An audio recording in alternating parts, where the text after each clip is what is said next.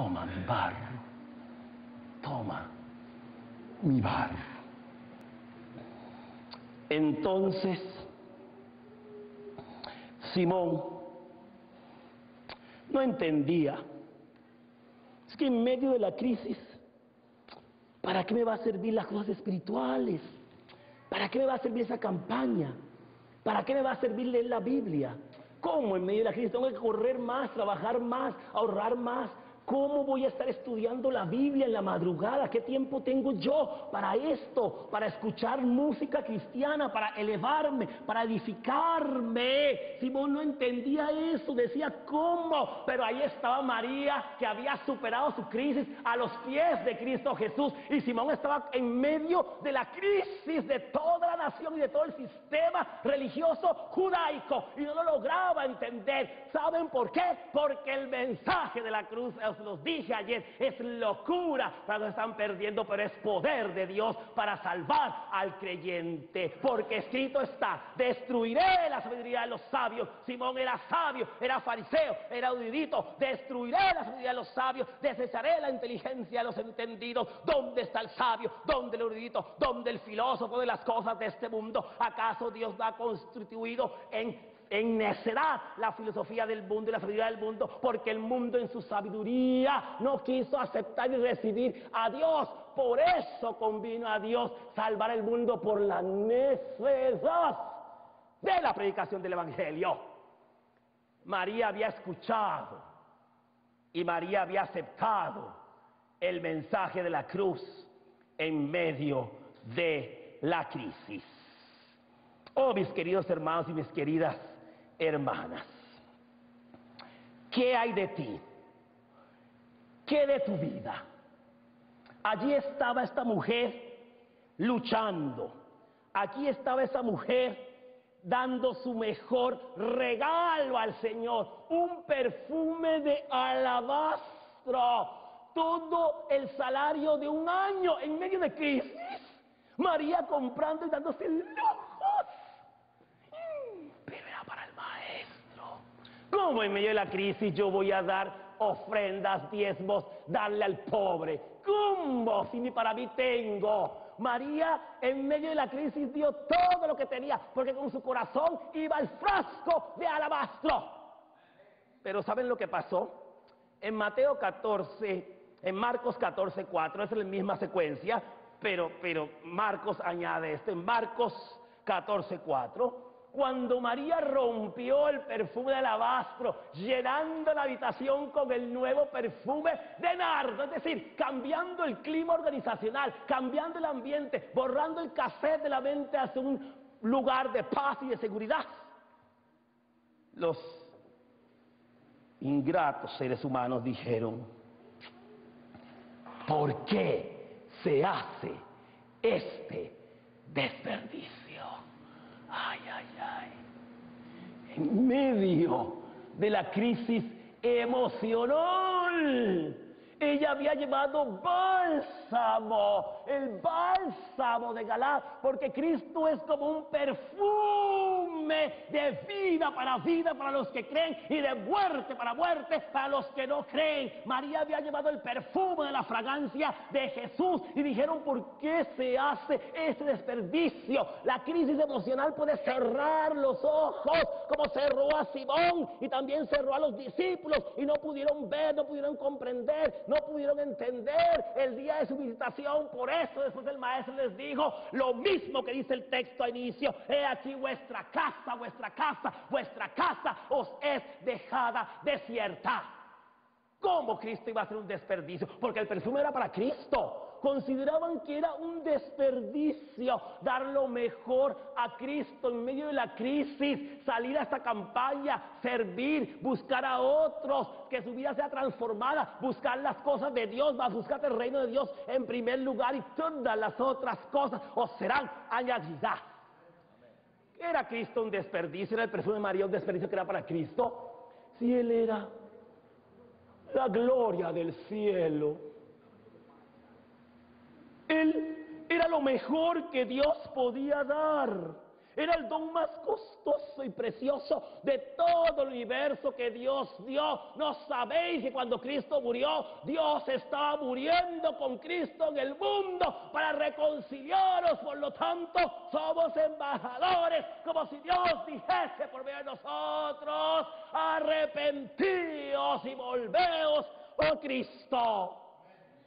El ministerio de la reconciliación. Había dado Dios lo mejor y lo trataron como desperdicio. ¿No es cierto que a veces en tu vida tratas como desperdicio las cosas de Dios? ¿Para qué leer? ¿Para qué orar? ¿Para qué ir a esas cosas de Dios? Contémplelo, mi hermano y mi hermana, a lo que los hombres llaman desperdicio, por la vía dolorosa de Jerusalén, caminando por las empedradas piedras, con la pesada cruz sobre sus hombros y con la espina sobre su cabeza, gotas de sangre cayendo. No lloréis por mi hija de Jerusalén, no lloréis por mi hija de Jerusalén, mas llorad por vosotros y por los que vendrán, vuestros hijos. Contémplenlo en el monte de la calavera, lo que los hombres llaman desperdicio, en la cruz. Si eres hijo de Dios, baja, baja, baja de ahí. Padre, Padre, perdónalos, perdónalos, perdónalos, porque no saben lo que hacen. ¿Cómo pudieron decir que era un desperdicio nuestro Señor? ¿No pudo haber sido al revés y el cielo haber dicho: ¿por qué se hace este desperdicio por la humanidad? ¿No era mejor que los ángeles que nunca habían caído y los mundos de mundos de mundos que Dios ha creado pudieran mirar y decir: ¿cómo Dios va a dar a su Hijo unigénito y lo va a desperdiciar por una raza ingrata, una raza amadora del pecado que rechaza al Señor Jesús, que lo crucificó, que lo vituperó y que le dio una muerte cruel? Ese es el desperdicio. Pero tanto, tanto amó Dios al mundo que ha dado a su Hijo unigénito. Y como Moisés levantó a la serpiente en el desierto, así es necesario que el Hijo del Hombre sea levantado, para que todo aquel que en él que no se pierda, mas tenga la vida eterna. Porque Cristo no vino a condenar, sino a salvar y a buscar perdido. Y entonces María no le importó, porque en medio de la crisis estaba llena de Cristo y rompió su vaso de alabastro. Estaba contenta, estaba satisfecha. ¿Puedes tú estar contento en medio de la crisis económica, existencial y ahora emocional? Porque todo se conjuga.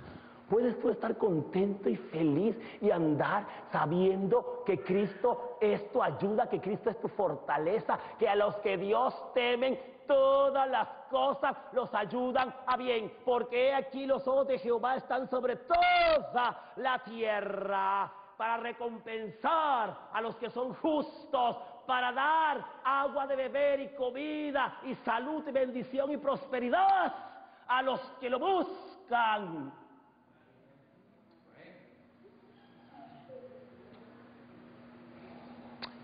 Y allí les dio también la solución que ya María sabía. Vean el último versículo, volvamos a Lucas 7. Lucas 7, 36. Les dio la solución para la crisis emocional en medio de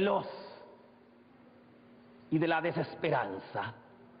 Y le dijo: tu fe te ha salvado. Verso 50. Vete en paz.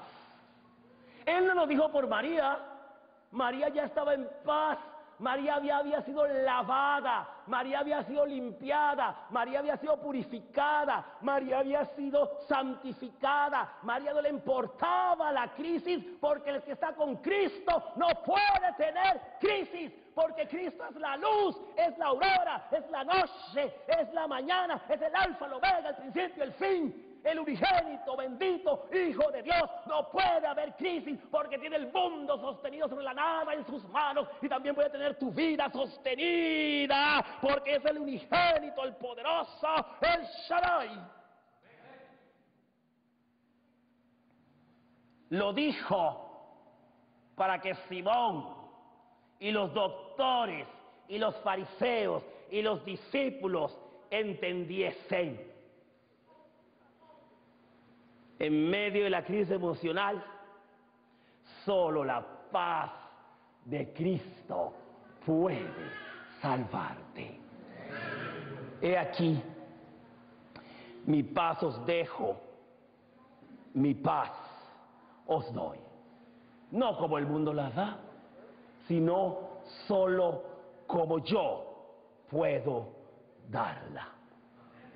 En el seno de mi alma una dulce quietud se difunde embargando mi ser, una calma infinita que solo podrán los amados de Dios comprender.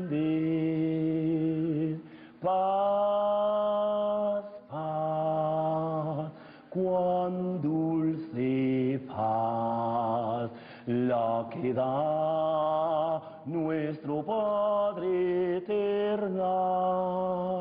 Le ruego que inunde por siempre mi ser, sus ondas de amor celestial.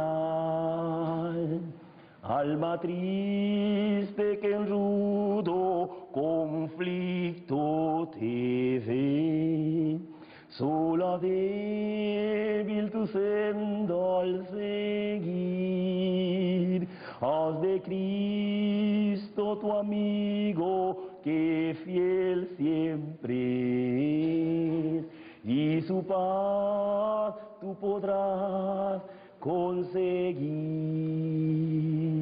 Paz, paz, cuán dulce paz, la que da nuestro Padre eternal.